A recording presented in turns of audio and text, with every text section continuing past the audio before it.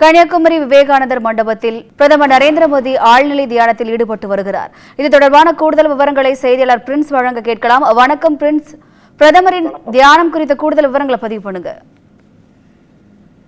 அதாவது பாராளுமன்ற தேர்தல் நேரத்தில் பிரச்சாரம் நிறைவடைந்ததும் பிரதமர் மோடி ஆன்மீக தலங்களுக்கு சென்று தியானம் மேற்கொள்வதை வழக்கமாக வைத்துள்ளார். தற்போது மக்களவை தேர்தலுக்கான இறுதிக்கட்ட பிரச்சாரம் நேற்றுடன் நிறைவடைந்தது. இதைத் தொடர்ந்து பிரதமர் மோடி தியானம் செய்வதற்காக நேற்று மாலை கன்னியாகுமரிக்கு வருகை தந்தார்.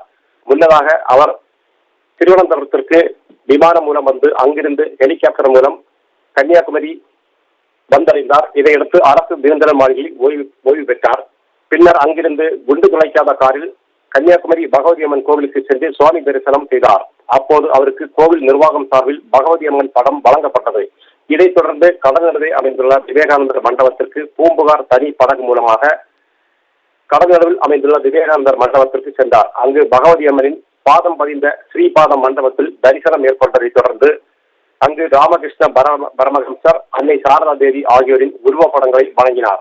விவேகானந்தரின் முழு திருவுருவ சிலைக்கு மலர் தூவி மரியாதை செலுத்திய பின்னர் தியான மண்டபத்திற்குள் சென்று தியானத்தை தொடங்கினார். இரவு முழுவதும் பிரதமர் நரேந்திர மோடி தியானத்தில் ஈடுபட்டிருந்தார். இன்று அதிகாலை வரை தொடர்ந்து தியானம் செய்திருந்தார். இதைத் தொடர்ந்து அதிகாலை 5 மணிக்கு தியான மண்டபத்தை விட்டு வெளியே வந்த பிரதமர் 5:55 மணிக்கு சூரிய உதயத்தை பார்த்து ரசித்ததுடன் பின்னர் மண்டபத்திற்குள் சென்ற அவர் சற்று நேரம் அமர்ந்திருந்த பின்னர் காலை 7:15 மணி முதல் மீண்டும் தியானத்திற்கு சென்றுள்ளார். ஆழ்ந்த தியானத்தில் தற்போது ஈடுபட்டு வருகிறார். பிரதமர் தியான நிகழ்ச்சியில் ஈடுபட்டு வருவதால் சுற்றுலா பயணிகளுக்கு இன்று அனுமதி மேலே வழங்கப்படவில்லை. சுற்றுலா பயணிகளுக்கு படகு மூலமாக விவேகானந்தர் மண்டபம் வரை அனுமதி வழங்கப்பட்டுள்ளது.